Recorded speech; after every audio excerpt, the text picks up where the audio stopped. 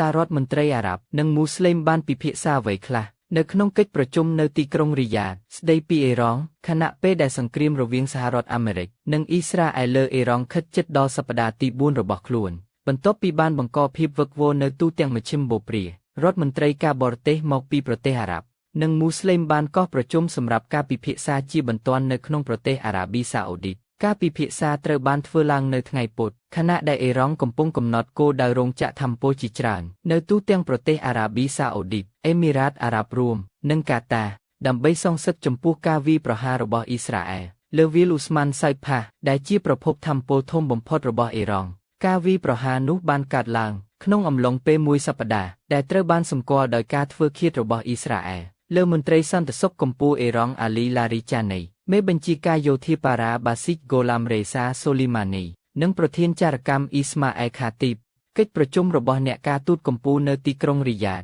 មានគោលបំណងប្រមូលផ្ដុំការឆ្លើយតបរួមចំពោះការសងសឹកកាន់តែខ្លាំងឡើងរបស់អ៊ីរ៉ង់ប្រឆាំងនឹងទ្រព្យសម្បត្តិនិងហេដ្ឋារចនាសម្ព័ន្ធរបស់សហរដ្ឋអាមេរិកនៅក្នុងតំបន់ដែលមិនត្រឹមតែគំរាមកំហែងដល់ស្ថិរភាពក្នុងតំបន់ប៉ុណ្ណោះទេប៉ុន្តែថែមទាំងបង្កឲ្យមានការរំខានដល់សេដ្ឋកិច្ចពិភពលោកផងដែរដូច្នេះតើមានអ្វីកើតឡើងនៅទីក្រុងរីយ៉ាដតើប្រទេសទាំងនេះអាចដោះស្រាយជាមួយអ៊ីរ៉ង់ដោយរបៀបណាហើយតើអ៊ីរ៉ង់ទំនងជាស្ដាប់ទេតើអ្នកណាខ្លះបានចូលរួមកិច្ចប្រជុំនៅទីក្រុងរីយ៉ាដសេចក្តីថ្លែងការណ៍រួមមួយដែលបានចេញផ្សាយកាលពីថ្ងៃប្រហោះបានបញ្ជាក់ថារដ្ឋមន្ត្រីការបរទេសមកពីប្រទេសកាតា អាសេបៃសង់ បារ៉ែន អេហ្ស៊ីប សឹកដានី គុយវ៉ែត លីបង់ ប៉ាគីស្ថាន អារ៉ាប៊ីសាអូឌីត ស៊ីរី ទូគីយ៉េ និងអារ៉ាប់រួមអេមីរ៉ាតបានចូលរួមកិច្ចប្រជុំកាលពីថ្ងៃពុធប្រទេសទាំងអស់នេះបានរងផលប៉ះពាល់ដោយសង្គ្រាមមិនថាតាក់ទងនឹងការវាយប្រហារដោយផ្ទាល់ពីអ៊ីរ៉ង់ការគំរាមកំហែងបន្ទាប់បន្សំពីការធ្លាក់ចុះនៃកម្ទេចកម្ទីការផ្គត់ផ្គង់ថាមពល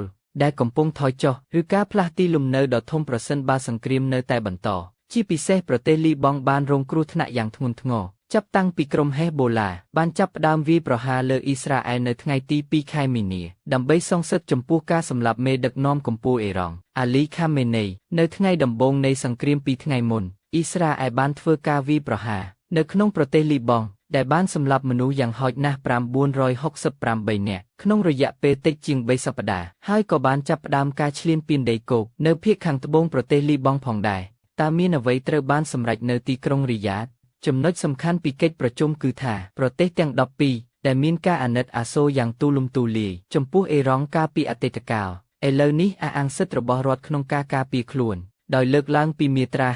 51នៃធម្មនុញ្ញអង្គការសហប្រជាជាតិស្តីពីសកម្មភាពការពារពួកគេបានចេញការថ្កោលទោសរួមគ្នាចំពោះការវាយប្រហារដោយចេតនារបស់អ៊ីរ៉ង់ជាមួយមីស៊ីលប្លង់និងយន្តហោះគ្មានមនុស្សបើកតែបានវាយប្រហារគោលដៅជាច្រើនរួមទាំងតំបន់លំនៅឋានរោងចក្រចម្រាញ់ទឹកប្រៃកន្លែងផលិតប្រេងអាកាសយានដ្ឋាននិងទីតាំងការទូតរដ្ឋមន្ត្រីការបរទេសបានអំពាវនាវឲ្យអ៊ីរ៉ង់បញ្ឈប់ការវាយប្រហាររបស់ខ្លួនបញ្ឈប់សកម្មភាពញុះញង់ឬការគំរាមកំហែងដែលសំដៅលើប្រទេសជិតខាងរបស់ខ្លួនបញ្ឈប់ការគាំទ្រការផ្ដល់ហិរញ្ញប្បទាននិងការបំពាក់អាវុធដល់ក្រុមតំណាងគាំទ្រអ៊ីរ៉ង់ដែលមានមូលដ្ឋាននៅក្នុងរដ្ឋអារ៉ាប់ជៀសវាងសកម្មភាពឬការគំរាមកំហែងតែមានគោលបំណងបិទច្រកសមុទ្រហរមូសឬគំរាមកំហែងសន្តិសុខសមុទ្រនៅក្នុងច្រកសមុទ្របាបអាល់ម៉ាន់ដេបពួកគេក៏បានថ្កោលទោសការវាយប្រហាររបស់អ៊ីស្រាអែលលើប្រទេសលីបង់និងអ្វីដែលពួកគេបានពិពណ៌នាថាជាគោលនយោបាយពង្រេងខ្លួនរបស់អ៊ីស្រាអែលនៅក្នុងតំបន់កិច្ចប្រជុំនេះបានផ្ដល់ការឆ្លើយតបរួមចំពោះអាកប្បកិរិយា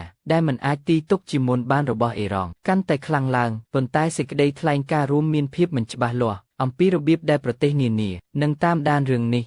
តើមានអ្វីកើតឡើងបន្ទាប់ថ្លែងនៅព្រឹកថ្ងៃប្រហោះបន្ទាប់ពីកិច្ចប្រជុំបានបញ្ចប់រដ្ឋមន្ត្រីការបរទេសអារ៉ាប៊ីសាអូឌីតលោក Faisal bin Farhan Al Saud មិនបានបញ្ជាក់លម្អិតអំពីពេលណាដែលប្រទេសរបស់លោកអាចធ្វើសកម្មភាពដើម្បីទប់ស្កាត់អ៊ីរ៉ង់នោះទេលោកបានមានប្រសាសន៍ថាតើពួកគេអ៊ីរ៉ង់មាន1ថ្ងៃ2ថ្ងៃឬ1សប្តាហ៍ទេខ្ញុំមិននិយាយរឿងនោះទេទោះជាយ៉ាងណាក៏ដោយលោកបានទុកកន្លែងតិចតួចសម្រាប់ការសង្ស័យថាអារ៉ាប៊ីសាអូឌីតនិងរដ្ឋឈូងសមុទ្រដទៃទៀតនឹងធ្វើសកម្មភាពប្រសិនបើចាំបាច់ដោយបន្ថែមថាពួកគេមានសមត្ថភាពនិងសមត្ថភាពសំខាន់តែពួកគេអាចអនុវត្តបានប្រសិនបើពួកគេជ្រើសរើសធ្វើដូច្នេះដោយសង្កត់ធ្ងន់លើសិទ្ធិរបស់ប្រទេសលោកក្នុងការការពារខ្លួនលោកបាននិយាយថាលោកសង្ឃឹមថាអ៊ីរ៉ង់បានទទួលសារនេះហើយមេដឹកនាំរបស់ខ្លួននឹងកិននាឡើងវិញយ៉ាងឆាប់រហ័ស និងឈប់វាយប្រហារប្រទេសជិតខាងរបស់ពួកគេប៉ុន្តែលោកបានបន្ថែមថាខ្ញុំសង្ស័យថាពួកគេមានប្រាជ្ញានោះ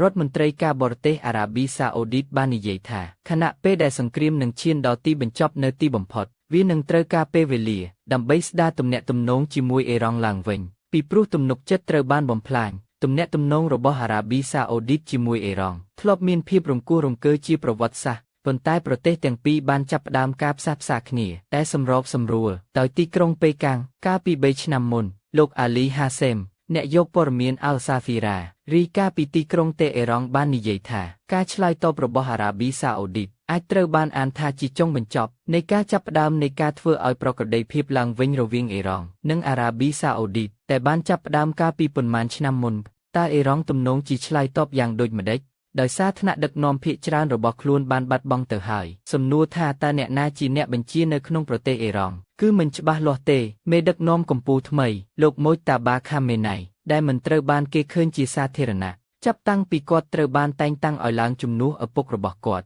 តែត្រូវបានគេធ្វើឃាតមិនដែលកាន់តំណែងរដ្ឋាភិបាលមុនពេលឡើងកាន់តំណែងកម្ពុជានោះទេនៅយប់ថ្ងៃពុធ Telegram ផ្លូវការរបស់គាត់បានសរសេរថារាល់ដំណក់ឈាមដែលហូរចេញមានតម្លៃហើយឃាតករឧក្រិដ្ឋជននៃទុក្ខបុគ្គលទាំងនេះនឹងត្រូវបង់វាក្នុងពេលឆាប់ៗនេះ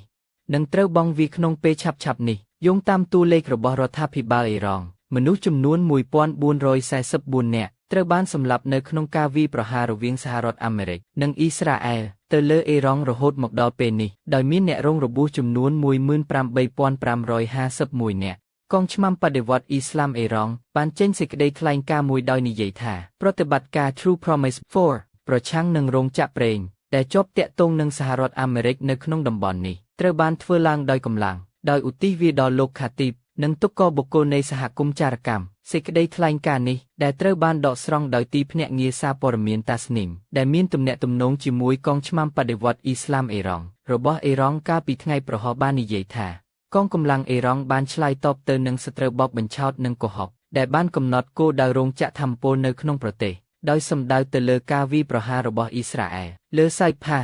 កងកម្លាំងអ៊ីរ៉ង់បានបន្ថែមថាខ្លួនមិនចង់ធ្វើឲ្យប៉ះពាល់ដល់សេដ្ឋកិច្ចរបស់ប្រទេសជិតខាងជាមិត្តទេប៉ុន្តែវាបានចូលដល់ដំណាក់កាលថ្មីនៃសង្គ្រាមដើម្បីការពារហេដ្ឋារចនាសម្ព័ន្ធរបស់អ៊ីរ៉ង់ដោយធ្វើអត្ថាធិប្បាយលើការកើនឡើងនេះហាសេមរបស់អាល់សាហ្វីរ៉ាបាននិយាយថាវាលែងជាអ៊ីរ៉ង់ដែលយើងស្គាល់ទៀតហើយមានថ្នាក់ដឹកនាំថ្មីមានផ្នត់គំនិតថ្មីហើយបញ្ហាចម្បងគឺថាអ៊ីរ៉ង់ឥឡូវនេះកំពុងស្ថិតនៅក្នុងសង្គ្រាមនេះបើតាមការចុះផ្សាយពីអាល់សាហ្វីរ៉ានៅថ្ងៃទី19ខែមីនាឆ្នាំ2026នេះ